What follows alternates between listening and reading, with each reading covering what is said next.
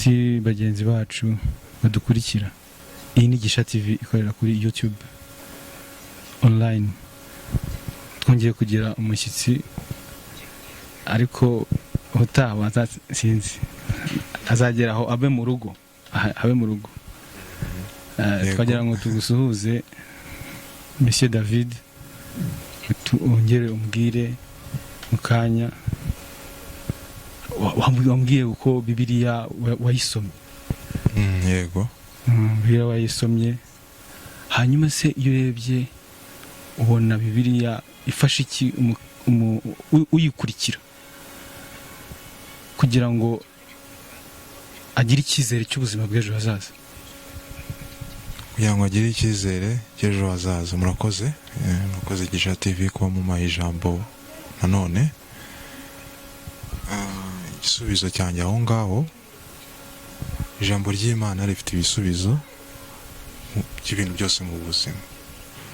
Ikibazo cyose ufite iki byose biri muri bibiliya, igisubizo biri muri bibiliya. So it's up to you, ugende uyige, uyisome, urebe ibintu birimo, then aho ngaho niho uzadiscoveringa igisubizo kijyanye n'ikibazo cyawe. God aragifite, kiri mu ijambo ryayo. So it's up to you, ugende ushake, wanze ushake, you study, uyige, then after that igisubizo cyawe kirimo aho ngaho. Ukoze. Hanyuma icyizere cy'ubuzima nashaka kuvuga ni ugutera imbere, kugira icyizere, kugira ibyiringiro. Ibyiringiro.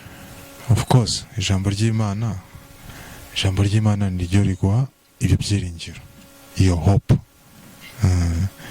Iteka arabivuga, aravuga ngo ukwizera, ibyiringiro hamwe n'urukundo rw'Imana, ibyo bintu bitatu ngo ntibizigera bikurwaho. So urumva ni ibintu bitatu, harimo ibyiringiro, harimo kwizera, harimo urukundo rw'Imana. Ibyo bintu bitatu ntibizigera bikurwaho. So until ufite ijambo ry'Imana, eventually ibyo byiringiro uzabibona, iyo hope uzayibona, urumva. And then icya kabiri nagusubizamo aho ngaho, na Kristo ubwe yatubereye ibyiringiro. So the more mumenya Kristo, the more umwiga, the more your relationship, your fellowship, ubusabane, the more ya hope iguma muri wowe. Kandi hope ni ikintu kiri in the future, ni ikintu cy'ejo hazaza. So you're hoping. So ni ijambo ry'Imana niryo rikwankuraje kuhagera. Murakoze, sinzi niba mbasubije. Murakoze David, turagushimiye cyane. Yego. Hanyuma yes, ku magambo meza tubwiye, afite ibyiringiro koko. Yego. Ikindi kintu abantu benshi bakunda kwibaza ngo ese Yesu Kristo ni umwana w'Imana, akaba ari n'imirongo ivuga ko ari Imana. Nimba ari imirongo, nimba bavuga nibyo. wowe ubitekerezaho iki? Okay, murakoze. Nibyo koko, Yesu Kristo Imana. John, Yohana 1:1, chapter 1 verse 1, aranditse ngo jambo yahoze ari Imana. Jambo yahozeho, kandi jambo yahoranye n'Imana, kandi jambo yari Imana. So uwo mbere, verse ya mbere. So it explain everything, byasobanura byose aho ngaho. And then icyo nashaka kongeraho nuko iryo jambo bavugaga ni uwo Yesu Kristo.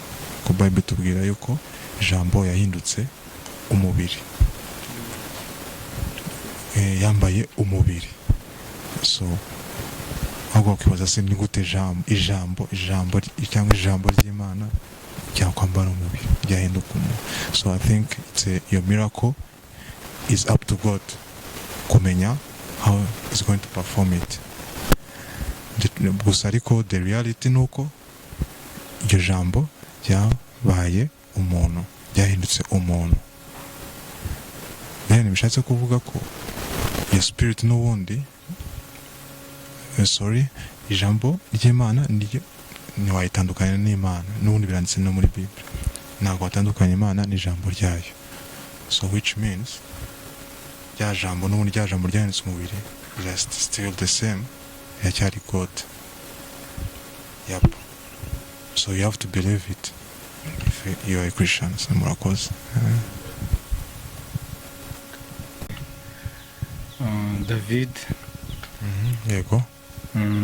Ikindi kintu abadukurikiranye bakunde kwibaza ni ese nkawe ku giti cyawe ko habaho ukuzimu hakabaho n'ijuru, ni iki ubiziho ibyo bintu byombi amagambo tubutse?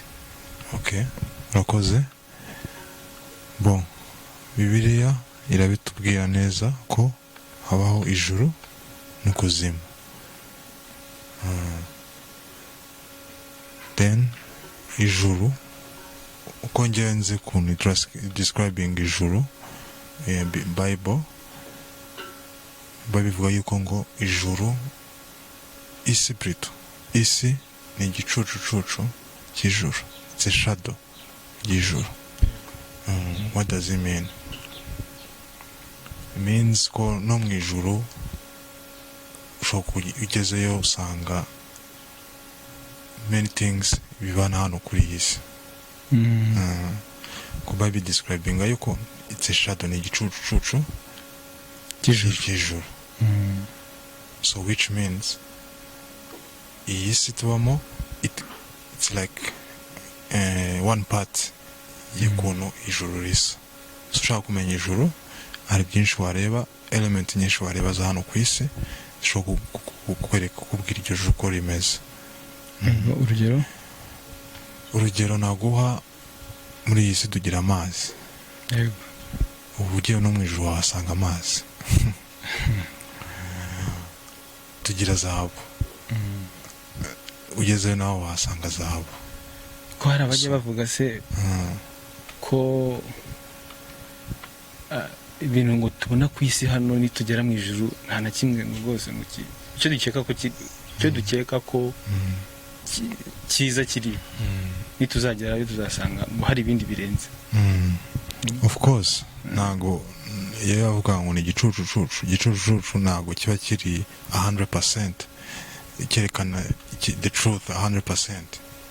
So urumva ni part. Ubwo rero nakugira ikintu ngusobanuramo aho ngaho nuko hari bimwe tugomba gukuramo. Reka ngo nk'urugero nk'inyamaswa. Inyamaswa zirahari ariko ntazo wasanga hariya. For one reason, maybe heaven doesn't need animals over there. Urumva, maybe izo animals zaje inaha for a reason, for man's reason. Ariko in heaven ibyo ntabwo byasanga. Ariko nk'ukuntu naguha example nk'amazi, water you can find them. Kubera ko many ari iyo usomye scriptures uzasanga hamwe na hamwe God agenda avuga things like that in heaven. Urumva, reka ngo nk'urugero rundi rwiza. Tuzi ko in heaven sibambara imyenda. So natwe hano mu isi twambara imyenda. Urumva, so maybe the kind imyenda twambara niyo bo bambara iratandukanye, but yerekana yuko twe tujya kwambara we copy ibya biri heaven. Makoze. So niho haza cya kintu ngo it's a shadow. shadow ni igicucucucu. igicucucucu cy'ikintu ariko nyacyo ubundi kiri original kiri hanyuma shadow ikaza. Ikindi warumbajije iby'ikuzimu. Yes, kuzimu kubaho, sino Bible. Kubaho. Then description naguha nkuko naguha description yuko heaven isi ari igicucucucu cyahe kijuru. So the other part are your hell. You don't know God describe it ahubwo. Yes, it's an environment. Ukumva neza, it's an environment, a spiritual environment. Cyangwa se a spiritual world, isi yo mu mwuka. Yes, but God way describing like a prison. It's a prison. Nka gereza. Yes, but ushobora kuhasanga hariyo imisozi, hari iki, ibibaya n'iki, but spiritual darkness, which means nta kintu cyiza wayifuza, nta mwana w'umuntu wayifuza, urumva. So it's a prison. It exists kandi it is a prison. Kandi the devil, Satan, niwe God aho hantu, niwe the king aho hantu.